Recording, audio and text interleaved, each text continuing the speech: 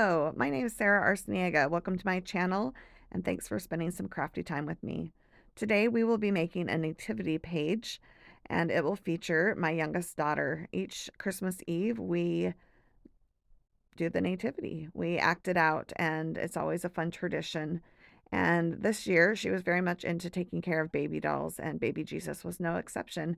You can see that she gave lots of kisses and even put baby Jesus in the car seat toy that she had.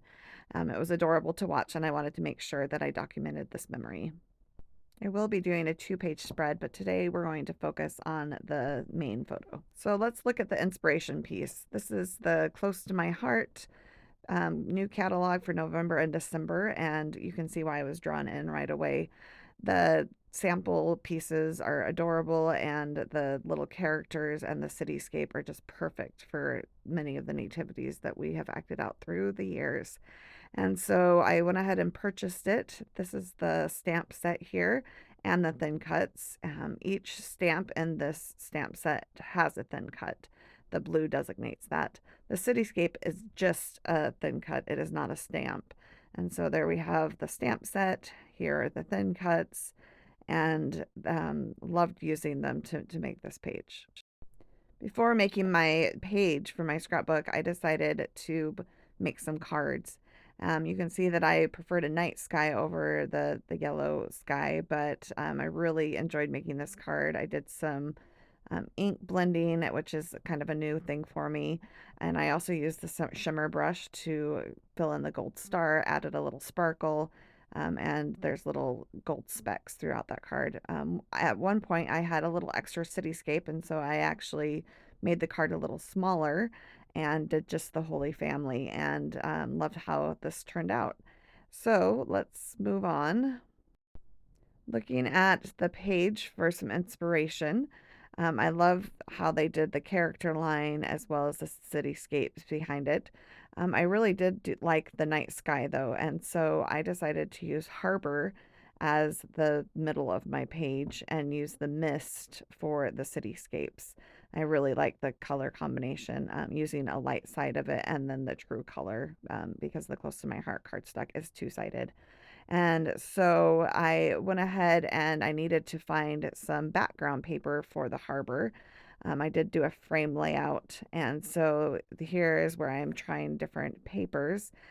This paper worked so well. This is from the Silver Bells collection, and it worked really well, but unfortunately I only had a scrap left. And so I turned to the mix-ins from the September and October catalog, which are at this recording are still available.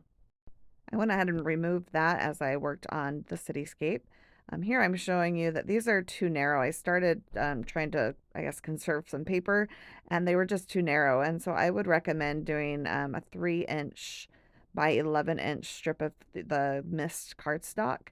And here I have the first part. I've run my cardstock through the die cutting machine one time, and I'm showing you here how it's punched out. The little corner didn't get cut all the way. I just didn't put it over far enough, but it's not a problem because I can just give it a little snip and it will release it.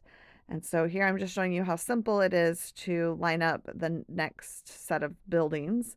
I'm going to take that die and I'm going to tape it to the paper. I did use washi tape that had been used several times as I've die cutted various things. So the tack was just right. I wasn't worried about it ripping my paper.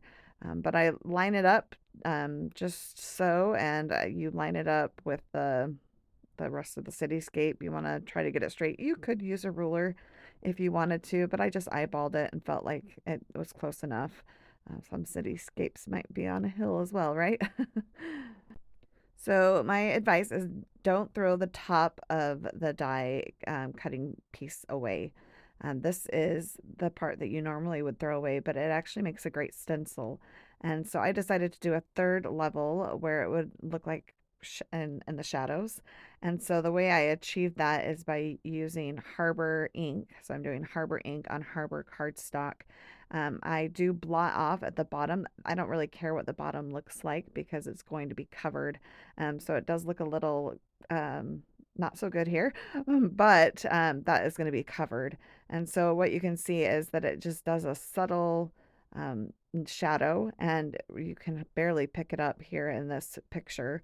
But I would recommend that you do it darker than you think, because remember, the ink dries lighter. And so I wish I would have actually gone a little darker, hindsight. At this point, I moved everything up a little bit, and so I was left with about a half inch of space that I needed to fill. And so I pulled in my Design Elements stamp. It's just full of great textures and little fillers for your pages.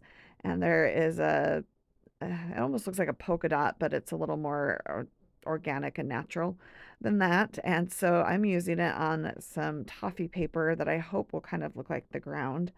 And so I go ahead and ink this up, and I don't ink the whole stamp because I'm just doing a very small section. You can use any scratch paper that you have there. You can see that this is something my daughter has drawn on and I've played around with as well. And so um, here I'm just kind of filling in any weird gaps. And at this point, I'm not sure I'm loving it. Like I said, it did actually look a little too polka dotty for me, if that's a word. And so I put it there to test it out. I do commit to it and decide I like it once I have the characters down. Once the characters are down, I felt like it wasn't so obvious. So now it's stamping time. You can see that I have used the stamp quite a bit, but the shepherd I actually haven't ever used because there's just not room on the cards for all the characters. And so I'm going to go ahead and peel that off the carrier sheet and put it on my stamp. I do want to season this up just because it is a new stamp. And so you just do that by rubbing it on your hand. And I'm going to bring in some scratch paper. You can see that I'm using the back of my Versamat. I just actually got this and I am loving it as a stamping platform. It works really well. And so I'm going to practice a few times on the scratch paper and make sure it's working and giving a good impression. And here it's ready to go. And so I turn to the white daisy cardstock and I'm going to stamp on that. And make sure you hold your stamp down for a minute and let the ink soak in. And it worked perfectly. I'm going to do the rest off camera so you don't have to watch all of that, but here they are, stamped, cut out, and colored with the alcohol markers. I use the tri-blend markers, and I just love the vibrancy of the color. And so I'm going to start by placing baby Jesus. I put him right in the center at the 6-inch mark. I did use some foam tape to create some dimension and to make him the focus of the character line. And I am putting the adhesive on, but I'm not pressing down yet. That gives me a little freedom to move them around as I space them out. And that way I can shift things if I need to. I decide to do the three wise men in a line with the donkey just for some balance. And then on the other side, I do Mary next to baby Jesus with Joseph.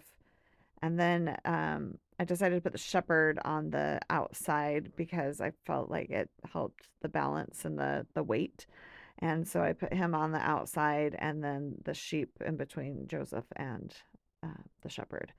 So the gifts are little teeny.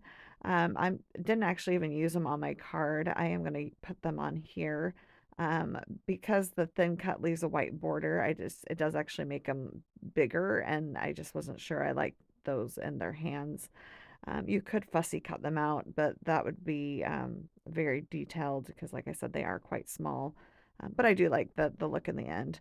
And so then we're going to move on to decide what to do at the top.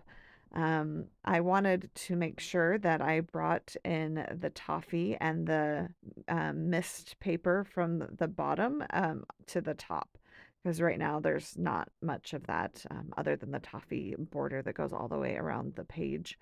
And so what I did is I just cut some strips of paper. They're about 1.5 inches, and then dovetailed the end. I did not do a full strip. I figured I could save some paper. And so you do, when you do this, want to use a ruler to make sure you get them lined up evenly so it does look like one continuous piece. Right now I'm just dry fitting them, and so they're not perfect, but I do pull out my ruler later to do that. So I pull out the Silver Bells sticker sheet, and there is a perfect sentiment for this page. It says rejoice in a banner. And so I put that at the top of the top left corner of the layout. I want to make sure I'm not covering any part of her little halo there. And then I go ahead and pull out the Silver Star confetti. This is still available, but they're just teeny, teeny. They're probably made for like shaker cards, but they're just teeny, teeny little stars. And when I spread them out over the page and scatter them, I love the look at the night sky there. And so I'm gonna go ahead and spread these out, and then I get them adhered. I used my Barely Art glue to put them on, and that worked really well, because you can just get the teeniest bit of glue, and it worked great. So here's my layout completed. Thank you for joining me today. When I went to get the shopping links for the Nativity set, I did notice that it is no longer available, but it will be coming back in December at some point. So make sure you check again in December.